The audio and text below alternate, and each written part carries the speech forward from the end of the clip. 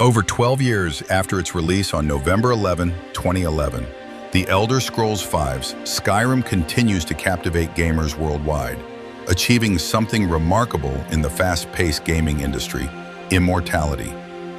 On that day, a dragon roared, and the world changed. Its launch shattered Steam records with 280,000 concurrent players in 24 hours, selling millions in its first week. This wasn't just a game. It became a cultural phenomenon, absorbing players into its vast, snow-swept land of Tamriel and promising boundless adventure. Most games fade after their moment in the spotlight, yielding to the next big release. But Skyrim? Skyrim simply refuses to die. Bethesda has played a significant role with a relentless string of re-releases that borders on meme-worthy, yet ensures its perpetual presence.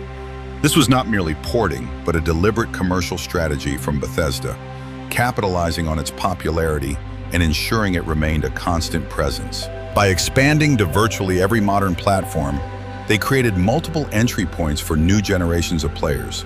The true secret to Skyrim's immortality isn't just Bethesda's re-releases. The boundless creativity of its modding culture deserves much credit for the game's resurrection cycle. The community has transformed Skyrim from a great game into an infinite canvas. With over 60,000 mods available on Nexus Mods alone, players continue reinventing the game. Beyond visuals, modders have introduced deep survival mechanics, new quest lines, companions, combat systems, and even total conversions that rebuild entire Elder Scrolls games within Skyrim's engine. This constant evolution fuels the return loop, an undeniable gravitational pull that draws players back year after year. The game's active player base remains staggering. On Steam alone, thousands of adventurers roam Tamriel's frozen north daily, with concurrent players regularly rivaling many newer releases. This dedication spans platforms, demonstrating Skyrim's universal appeal. Why do so many players consider it their comfort game, their digital home away from home? It's the unparalleled freedom and role-playing potential. You can ignore the main quests, spend hundreds of hours exploring every hidden cave, build a cozy homestead, or simply wander the vast, diverse landscapes from the snowy peaks of the Throat of the World to the eerie swamps of Hyel March. Every new character, every different build, every choice creates a unique story. It's a low-stress escape, a familiar world where you are truly the master of your destiny, providing comfort and endless discovery. Ultimately, Skyrim is more than just a game, it is a canvas. Its robust engine and flexible design provide the perfect foundation for players to project their desires, stories, and creativity.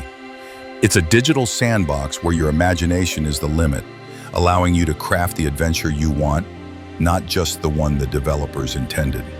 From becoming a master alchemist to a legendary dragon hunter, or from a stealthy assassin to a compassionate healer, Skyrim provides the tools for self-expression within a rich, established world. Skyrim's refusal to die stems from its perfect storm of accessible gameplay, rich lore, and virtually infinite replayability. It is a testament to exceptional game design and community dedication, a true immortal of the gaming world. Perhaps Skyrim didn't survive despite time, but because of it. Each passing year, it offers a game and an enriching experience that appeals to our sense of adventure and creativity. And maybe that's why we always come back. Because Skyrim doesn't tell you who to be. Be a wandering alchemist, a werewolf bard, a kleptomaniac mage, or just a guy who lives in a cabin and fishes. There's no wrong way. The main quest? Ignore it. The Civil War? Maybe next time. You can spend 100 hours doing nothing of consequence and still feel like you lived something real. Skyrim may not be perfect. Its AI is janky, its quests can glitch, its animations are often cursed, and still it survives.